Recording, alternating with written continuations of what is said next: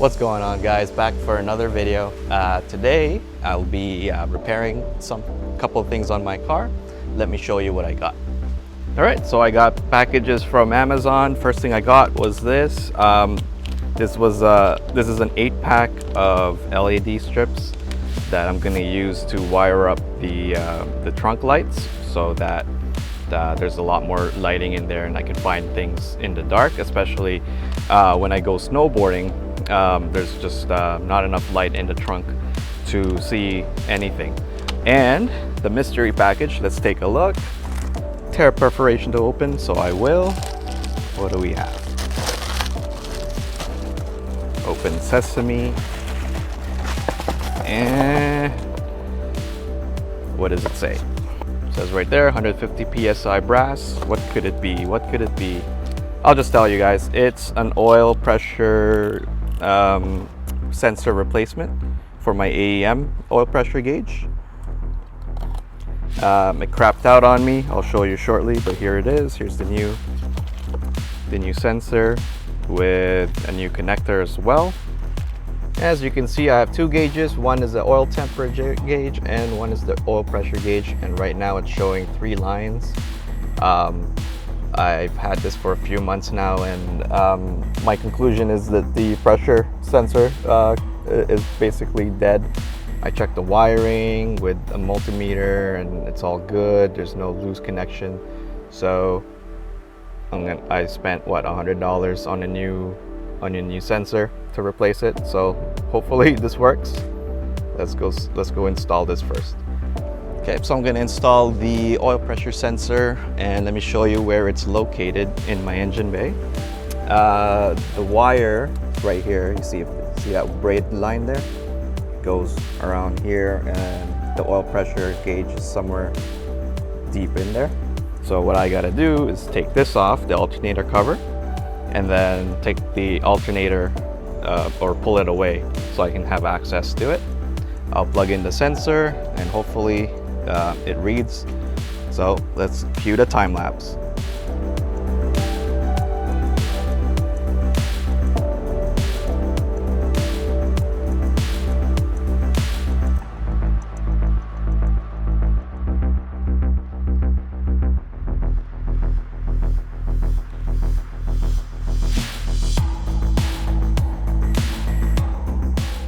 Okay, so I got the connector out and I've cut this connector off already. I'm gonna keep the connector so I know which hole the colors go into. So the green one's on the bottom, that one, and then the black one's here and the red one's here. So I'm gonna keep this. And I'm gonna install a new connector. New connector with new pins. And let's see how this goes.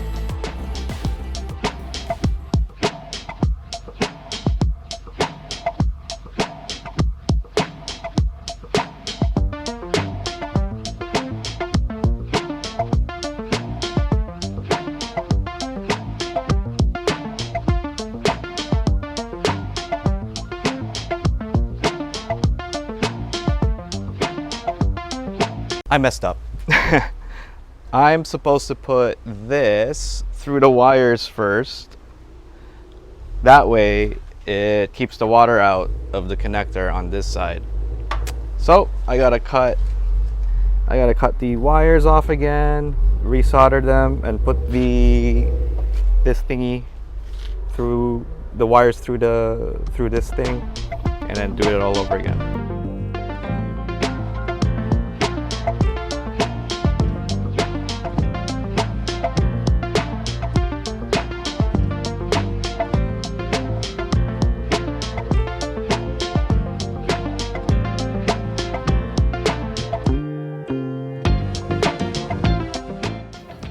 Okay, so finally the connector's in. I ran into some trouble. I cut off the wires too prematurely, and I lost track of which one was which color.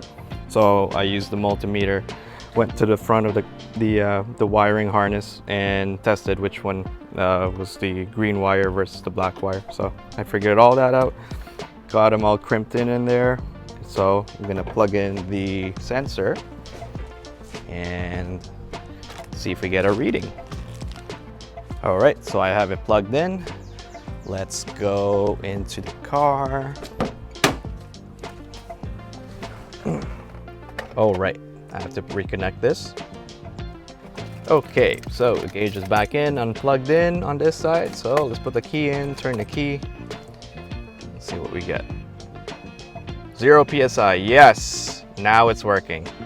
It used to be dash, dash, dash, now it's 0 PSI. So I'm gonna go back into the front and swap out the sensor with the old sensor with this new one.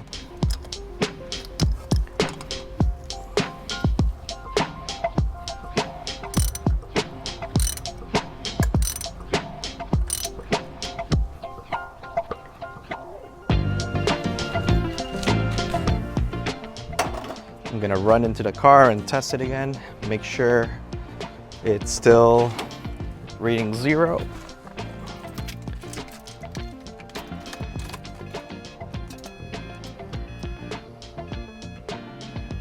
Yep, the sensor is in.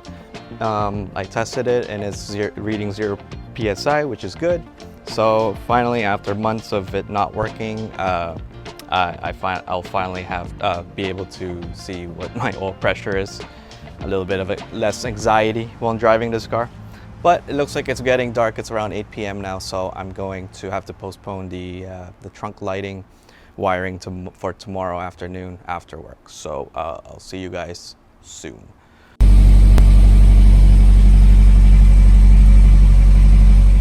What's up, guys? It's another day and I'm gonna continue on with this video. So I'll be installing these new LED strips that I got from Amazon for like 10 bucks. You get 8 strips, pretty decent length.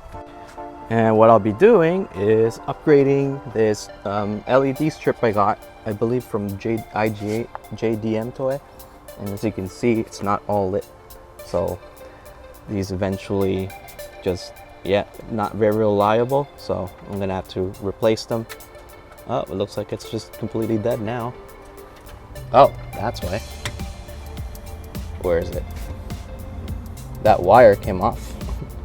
Well, perfect timing.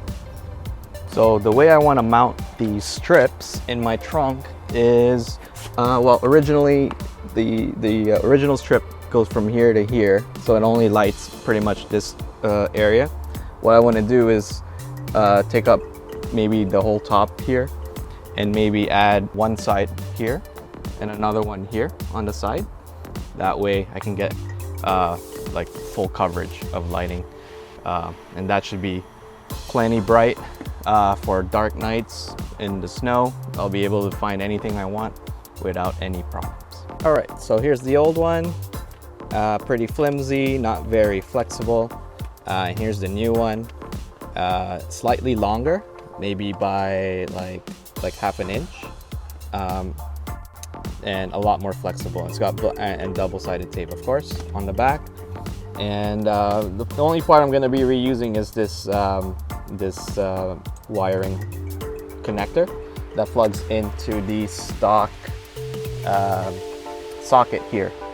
Normally it'd be the bulb end of it looks like this on the other end, and the OEM has it's just a really tiny bulb. Like, it's not even functional. Like, I don't know why Subaru doesn't put any more or better lighting back here, but now here we are upgrading them. Okay, so I'm gonna whip out the soldering gun, and first I'm gonna test out the lighting, make sure they work, all 8 of them, and then kind of plan out where or how they're gonna mount and wire up. So I may also need to solder some extensions to these wiring, to these wires. All right, say bye-bye to this. That's disconnected. I'm gonna strip these wires and then just kind of put it all together here and see what happens. I just kind of twisted the wires together here and then plugged it in, and it's not lighting up. So I'm not sure if it's the strip itself or if it's the circuit on the car. So I'm gonna pull out the multimeter and test out the circuit, see if I get any voltage. Okay, so I got the multimeter here, and let's set it to this. Pull out the nodes here and see what we get. Okay, here we go. Okay, it's not reading anything here. Oh, hold on. Maybe the sensitivity has to be changed. How many volts are you? Oh, okay. It's too sensitive.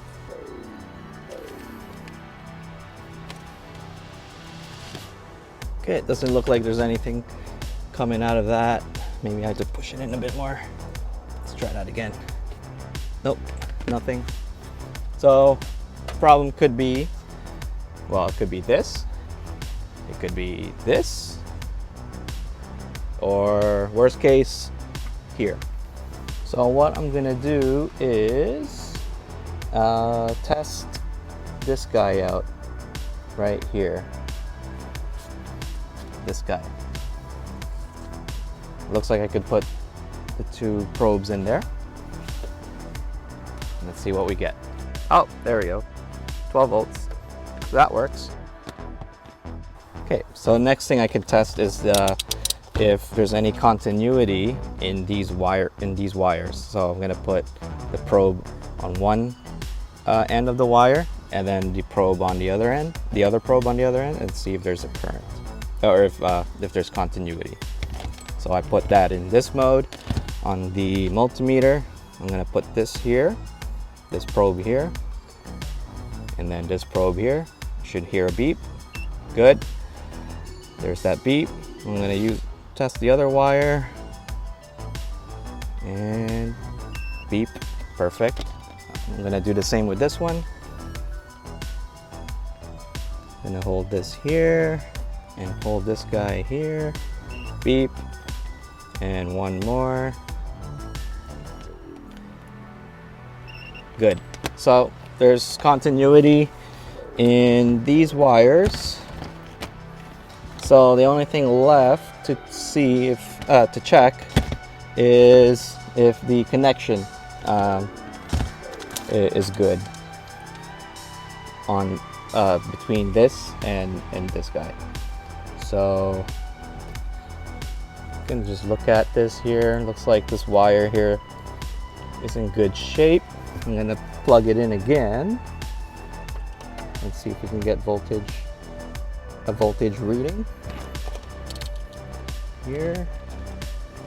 All right, let's hope we get it this time. Oh yeah, I do have voltage. 12 volts. Excellent.